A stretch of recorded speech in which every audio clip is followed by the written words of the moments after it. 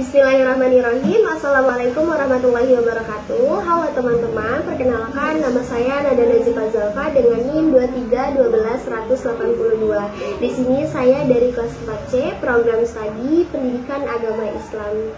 Saya di sini akan memaparkan materi mengenai landasan pengembangan kurikulum untuk memenuhi tugas mata kuliah pengembangan kurikulum yang diampu oleh Ibu Dr. Helna Nelis, MPD. Baik, langsung saja ke pemaparan. Selamat menyaksikan. Baik, langsung saja di sini saya akan menjelaskan apa sih landasan pengembangan kurikulum itu. Jadi menurut Rahmatullah, landasan pengembangan kurikulum yaitu landasan yang berarti dasar, tumpuan ataupun fondasi. Sedangkan kalau pengembangan yang berarti proses, cara atau perbuatan mengembangkan.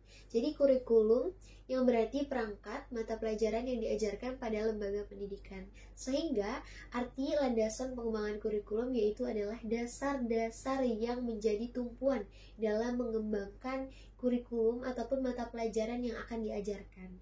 Nah, pendapat ini senada dengan Profesor Dr. Nana Syaudi Sukmadinata yang menggambarkan bahwa landasan kurikulum ini seperti pondasi sebuah gedung. Selanjutnya di sini ada tujuan dan manfaat pengembangan kurikulum.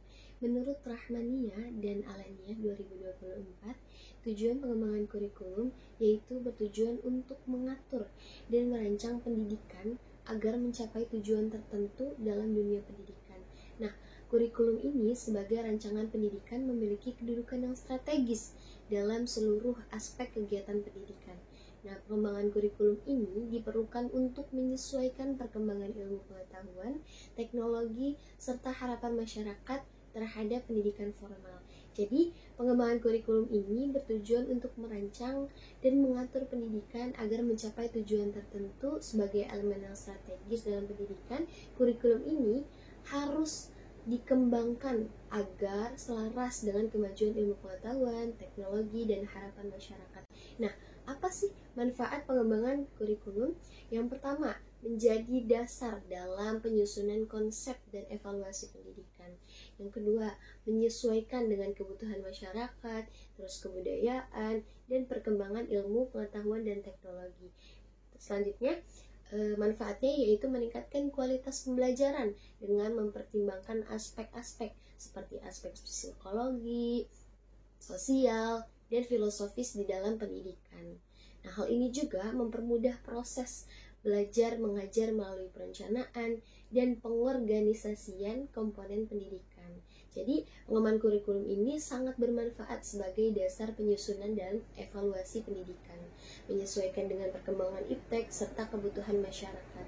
Selain itu, pengembangan kurikulum juga meningkatkan kualitas pembelajaran dengan mempertimbangkan aspek-aspek yang seperti tadi sudah saya sebutkan. Landasan pengembangan kurikulum memiliki beberapa landasan lainnya. Yang pertama, landasan filosofis. Nah, menurut Faizi, landasan filosofis ini membahas segala permasalahan manusia, termasuk pendidikan, yang juga disebut filsafat pendidikan. Jadi filsafat ini memberikan arah dan juga metodologi terhadap praktik-praktik pendidikan. Sedangkan kalau misalnya praktik-praktik pendidikan, yaitu memberikan bahan-bahan bagi pertimbangan filosofis. Keduanya ini sangat berkaitan erat. Hal inilah yang kemudian menyebabkan landasan filosofis menjadi landasan penting dalam pengembangan sebuah kurikulum.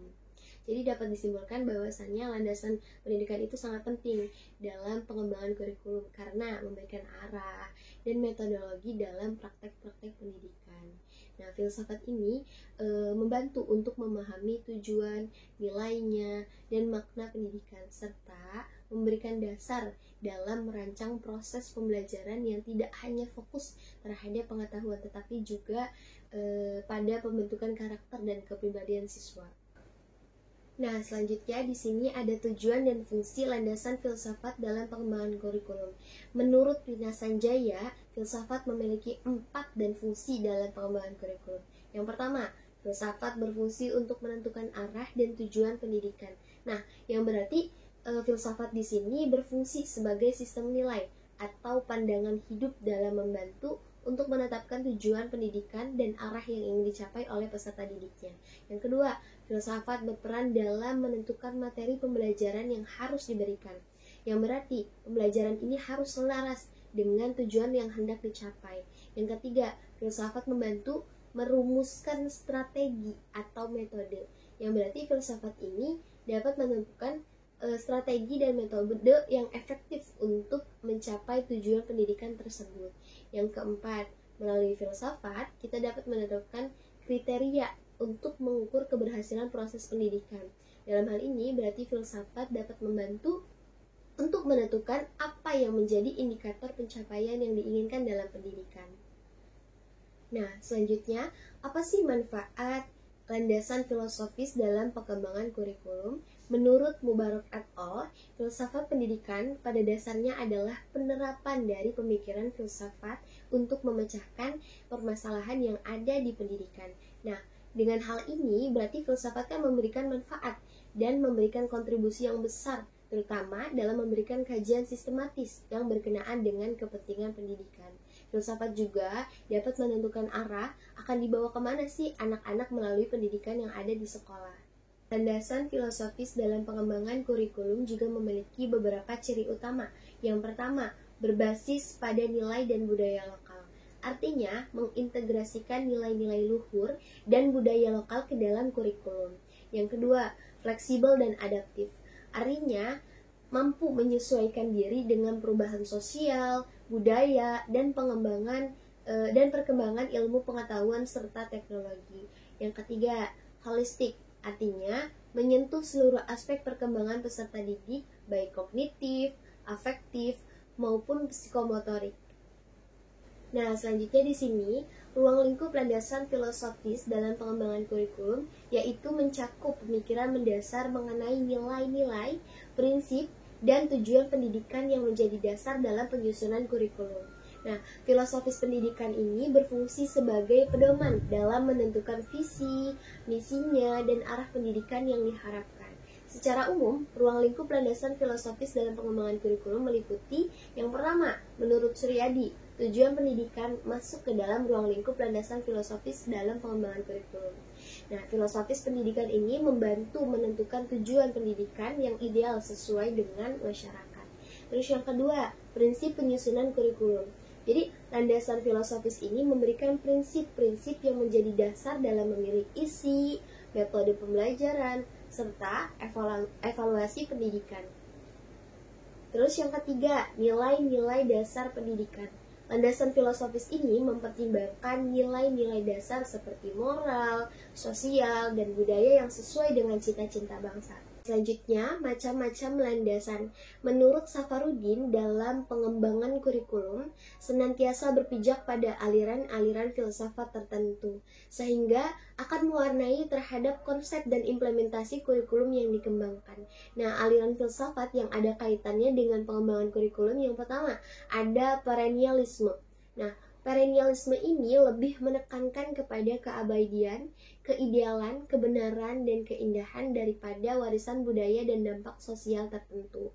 Jadi, pengetahuan ini dianggap lebih penting dan kurang memperhatikan kegiatan sehari-hari. Pendidikan yang menganut paham ini menekankan kepada kebenaran yang absolut, kebenaran yang universal, yang tidak terikat kepada tempat maupun waktu. Aliran ini lebih berorientasi kepada masa lalu. Yang kedua, ada eksistensialisme. Nah, aliran ini menekankan kepada individu sebagai sumber pengetahuan tentang hidup dan makna. Untuk memahami kehidupan, seseorang mesti memahami dirinya sendiri. Nah, aliran ini mempertanyakan bagaimana saya hidup di dunia, apa pengalaman itu. Selanjutnya, ada progresivisme. Nah, progresivisme ini menekankan kepada pentingnya melayani perbedaan individual yang berpusat kepada para peserta didik. Nah, variasi pengalaman belajar dan proses yang berbeda. Progresivisme ini merupakan landasan bagi pengembangan belajar peserta didik yang aktif. Konsep yang didasari oleh pengetahuan dan kepercayaan bahwa manusia itu mempunyai kemampuan-kemampuan yang wajar dan dapat menghadapi masalah-masalah yang bersifat menekan atau mengecam adanya manusia itu sendiri. Terus yang keempat, rekonstruktivisme merupakan elaborasi lanjut dari aliran progresivisme tadi. Nah, pada rekonstruktivisme ini, peradaban manusia masa depan sangat ditekankan. Di samping menekan tentang perbedaan individual seperti progresivisme, rekonstruktivisme ini lebih jauh menekan tentang pemecahan masalah, berpikir kritis, dan lain sejenisnya. Nah, penganut aliran ini menekankan kepada hasil belajar daripada prosesnya. Nah, selanjutnya, kenapa sih filosofis menjadi landasan dalam pengembangan kurikulum? Filosofis ini menjadi landasan dalam pengembangan kurikulum karena untuk menentukan tujuan pendidikan, isi, dan metode pembelajaran yang digunakan. Nah, dengan filosofis yang jelas, kurikulum dapat disesuaikan dengan perubahan sosial, budaya, maupun teknologi agar tetap relevan. Nah, selain itu, filosofis juga mempengaruhi terhadap peran guru dan siswa dalam proses belajar serta mengajar untuk menentukan sistem evaluasi yang tepat. Nah, tanpa landasan filosofis yang kuat, kurikulum bisa kehilangan arah dan tidak sesuai dengan kebutuhan pendidikan yang ideal. Nah, selanjutnya di sini ada landasan psikologis. Landasan psikologis dalam pengembangan kurikulum merupakan dasar yang berfokus kepada pemahaman aspek kejiwaan dan perilaku peserta didiknya. Nah, landasan ini menekankan pentingnya memperhatikan karakteristik, kebutuhan, dan perkembangan psikologi siswa dalam merancang kurikulum yang efektif dan juga relevan. Selanjutnya, apa sih tujuan dan fungsi dari landasan psikologis? Nah, tujuan utama dari landasan psikologis adalah memastikan bahwa kurikulum yang dirancang itu sesuai dengan tahap perkembangan kognitif, afektif, dan psikomotorik peserta didiknya. Fungsinya itu meliputi yang pertama, menyesuaikan materi pembelajaran agar sesuai dengan kemampuan dan kesiapan belajar siswa-siswanya. Yang kedua, memilih metode pengajaran yang efektif berdasarkan cara belajar dan motivasi masing-masing siswa. Terus yang ketiga, mengembangkan evaluasi. Nah, hal ini mampu mengukur perkembangan belajar secara komprehensif. Penerapan landasan psikologis dalam pengembangan kurikulum memberikan berbagai manfaat. Yang pertama, peningkatan keterlibatan siswa. Artinya, pembelajaran yang sesuai dengan minat mereka dan kebutuhan psikologi siswa meningkatkan partisipasi aktif dari mereka. Yang kedua, pengembangan potensi optimal. Nah, kurikulum yang dirancang berdasarkan pemahaman psikologis membantu mengoptimalkan potensi individu dari setiap siswa. Yang ketiga, penciptaan lingkungan belajar yang positif. Memahami aspek psikologis, siswa membantu guru menciptakan suasana belajar yang mendukung. Nah, selanjutnya di sini ada ciri-ciri landasan. Ciri utama dari landasan psikologis dalam pengembangan kurikulum yaitu penekanan pada pemahaman terhadap perkembangan peserta didik. Hal ini mencakup perhatian terhadap tahap-tahap perkembangan kognitif, afektif, psikomotorik siswa, serta pengakuan terhadap perbedaan individual dalam proses belajarnya. Dengan demikian, kurikulum itu dapat dirancang untuk memenuhi kebutuhan dan potensi unik dalam setiap siswa. Nah, selanjutnya di sini ada ruang lingkup. Ruang lingkup landasan psikologis dalam pengembangan kurikulum meliputi dua bidang utama. Yang pertama, psikologi perkembangan. Nah, hal ini mempelajari tahapan perkembangan setiap individu agar membantu pendidik memahami karakteristik siswa pada berbagai usia dan merancang kurikulum yang sesuai dengan tahapan perkembangan mereka. Yang kedua, ada psikologi belajar. Jadi, hal ini meliputi atau meneliti proses bagaimana individu memperoleh pengetahuan dan keterampilan, memungkinkan pendidik untuk mengidentifikasi metode dan strategi pembelajaran yang paling efektif bagi siswanya. Selanjutnya di sini ada macam-macam landasan. Dalam konteks pengembangan kurikulum, terdapat beberapa pendekatan psikologis yang dapat dijadikan sebagai landasan. Yang pertama ada behaviorisme. Nah, behaviorisme di sini berfokus kepada perilaku yang dapat diamati dan pengaruh lingkungan terhadap pembelajaran. Kurikulum yang berlandaskan behaviorisme ini menekankan penguatan positif atau negatif untuk membentuk perilaku yang diinginkan. Yang kedua, ada kognitivisme. Nah, kognitivisme di sini menekankan proses mental internal seseorang seperti berpikir, mengingat, dan memecahkan masalah. Kurikulum kognitivisme di sini dirancang untuk mengembangkan keterampilan berpikir kritis dan pemahaman secara mendalam. Terus yang ketiga ada konstruktivisme. Nah, konstruktivisme di sini berpandangan bahwa siswa membangun pengetahuan mereka sendiri melalui interaksi dengan lingkungan dan pengalaman secara langsung. Jadi kurikulum konstruktivisme ini mendorong pembelajaran aktif dan juga kontekstual. Kenapa sih psikologis menjadi landasan dalam pengembangan kurikulum? Pemahaman psikologis sangat penting dalam pengembangan kurikulum karena yang pertama, memahami perkembangan peserta didik. Dengan adanya landasan psikologis, kurikulum dapat disesuaikan dengan tahap perkembangan siswa agar memastikan materi ataupun metode pembelajaran ini sesuai dengan kemampuan mereka. Yang kedua, mengakomodasi perbedaan individual. Setiap siswa kan memiliki karakteristik yang berbeda, karakteristik yang unik. Jadi landasan psikologis di sini membantu dalam merancang kurikulum yang fleksibel dan adaptif terhadap berbagai gaya belajar dan kebutuhan setiap individu. Yang ketiga, meningkatkan efektivitas pembelajaran. Dengan memahami bagaimana siswa belajar, pendidik dapat memilih strategi ataupun metode yang paling efektif dalam meningkatkan hasil belajar dan keterlibatan siswa. Selanjutnya, di sini ada landasan sosiologis.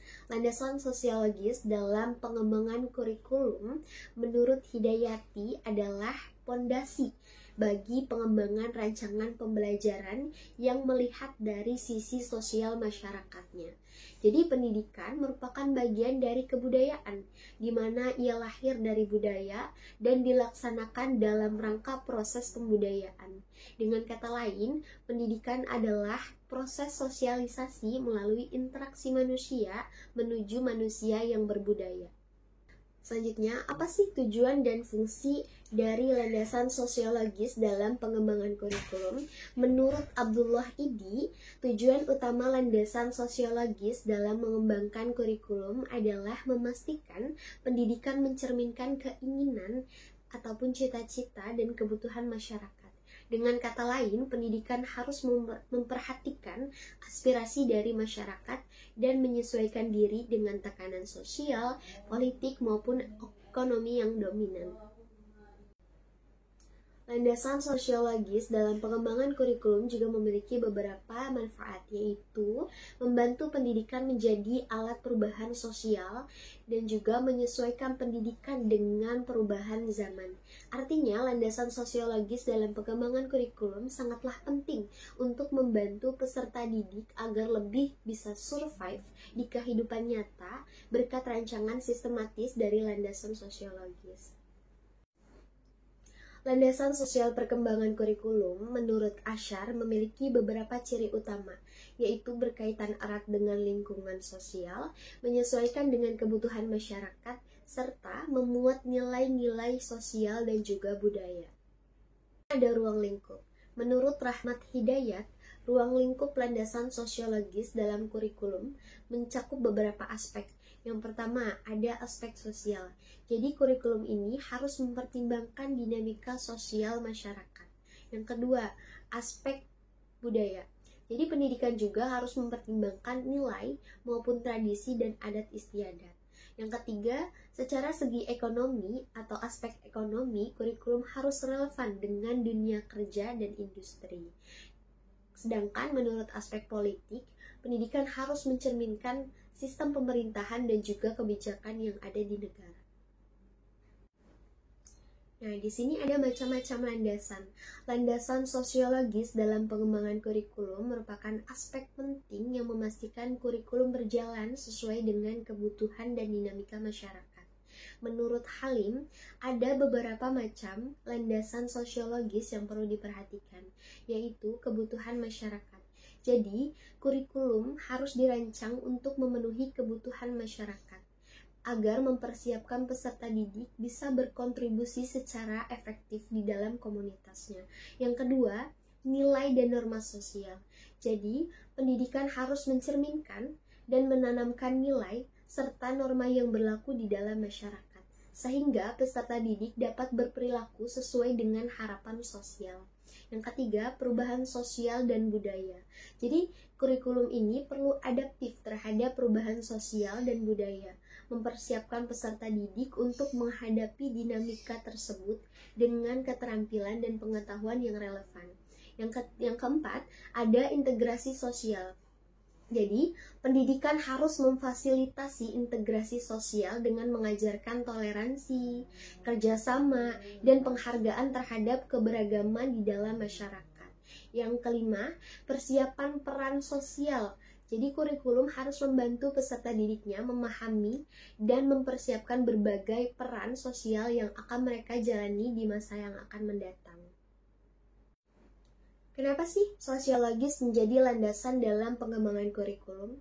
Menurut Sukirman, karena faktor sosiologis lahir tanpa budaya dan memperolehnya melalui interaksi dengan lingkungan, keluarga, masyarakat, dan sekolah. Oleh karena itu, sekolah memiliki peran khusus dalam memberikan pengalaman budaya melalui kurikulum. Jadi kurikulum harus mengakomodasi aspek sosial dan budaya, mengingat masyarakat yang beragam seperti industri maupun pertanian dan nelayan.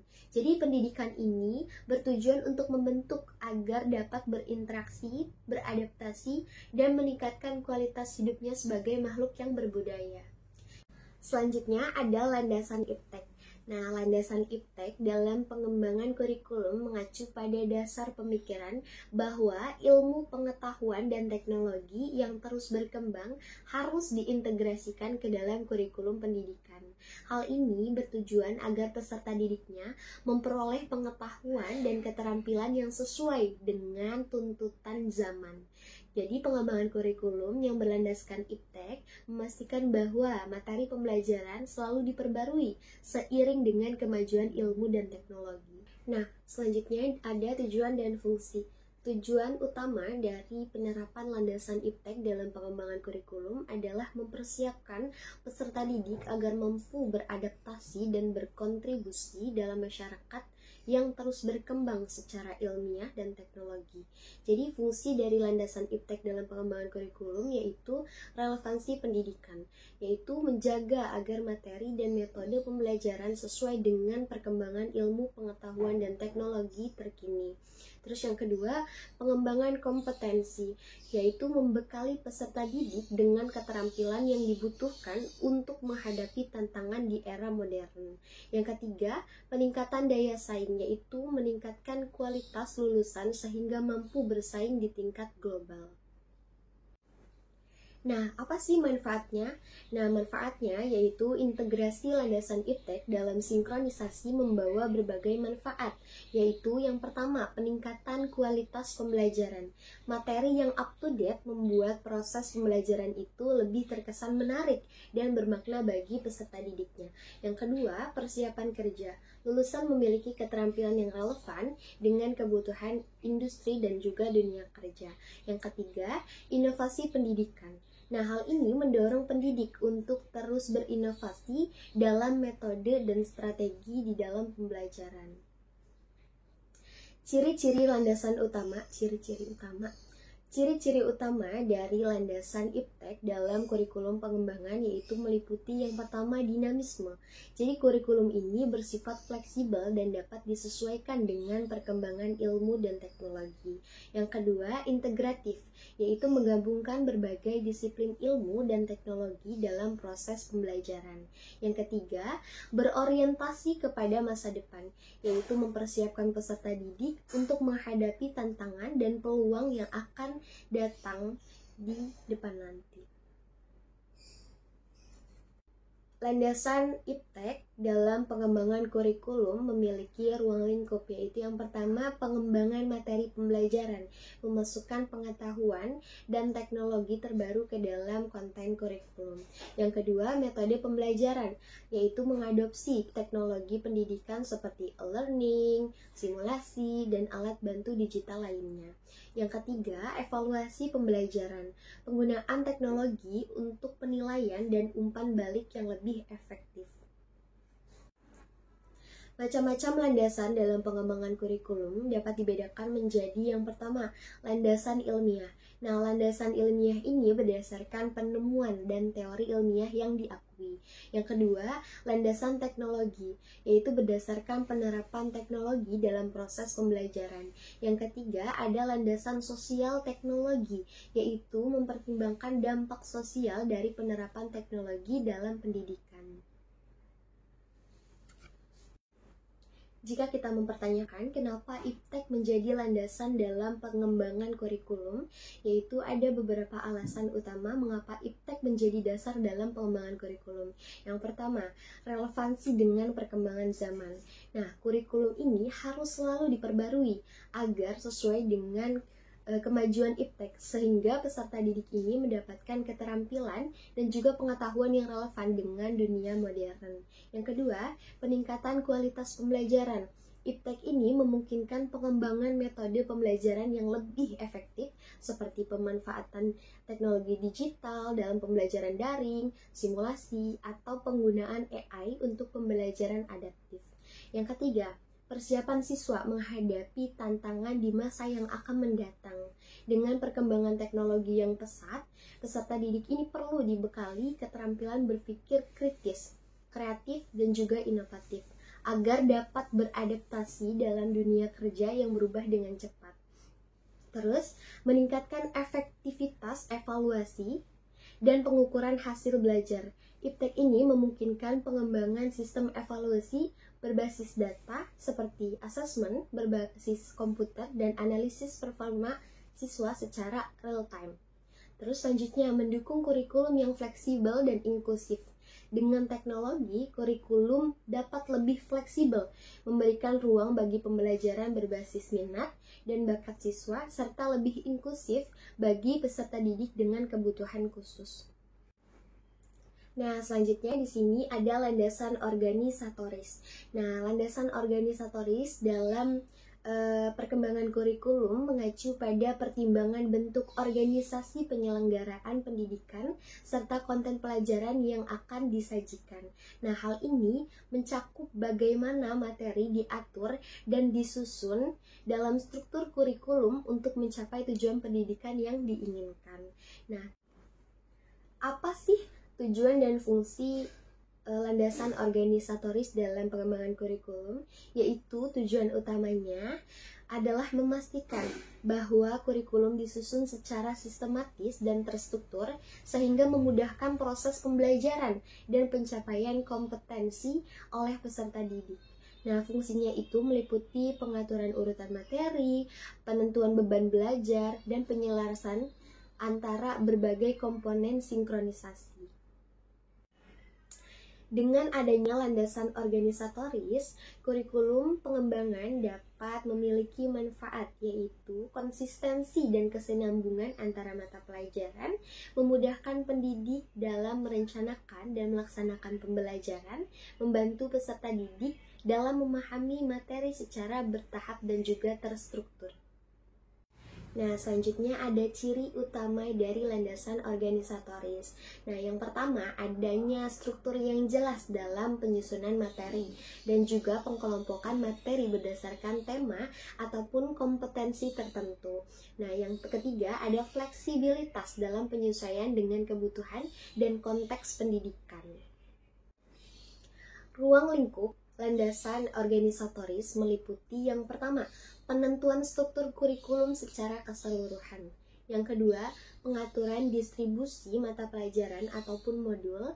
Yang ketiga, penjadwalan dan alokasi waktu untuk setiap komponen kurikulum. Selanjutnya di sini ada macam-macam landasan.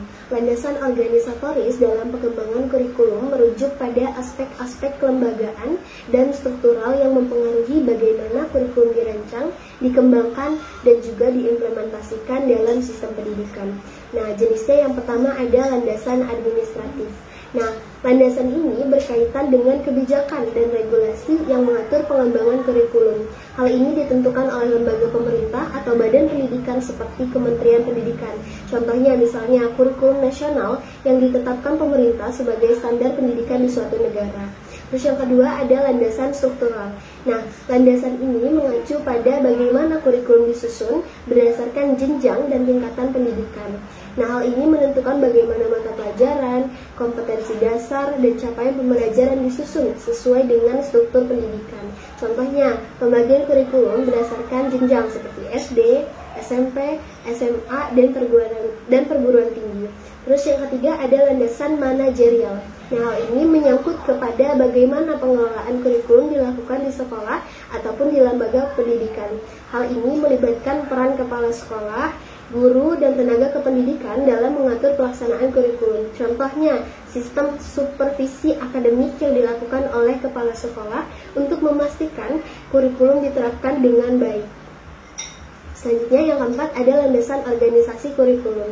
Nah, hal ini berkaitan dengan cara penyusunan isi kurikulum, apakah berbasis mata pelajaran, tematik, atau berbasis kompetensi. Nah, yang selanjutnya, hal ini memastikan struktur kurikulum sesuai dengan kebutuhan peserta didik dan perkembangan zaman. Contohnya, kurikulum berbasis kompetisi atau KBK atau kurikulum merdeka belajar. Yang kelima, ada landasan kurikulum dan regulasi. Nah, hal ini mengacu kepada undang-undang, peraturan pemerintah, dan kebijakan pendidikan yang menjadi dasar legal dalam pengembangan kurikulum. Hal ini menjamin bahwa kurikulum sesuai dengan ketentuan hukum yang berlaku. Contohnya, Undang-Undang Sistem Pendidikan Nasional atau UU Sisdiknas yang mengatur kurikulum pendidikan di Indonesia. Kenapa organisatoris menjadi landasan dalam pengembangan kurikulum? Yaitu karena menjamin keteraturan dan juga konsistensi dalam materi, dan juga memfasilitasi tercapainya tujuan pendidikan secara efektif dan juga efisien.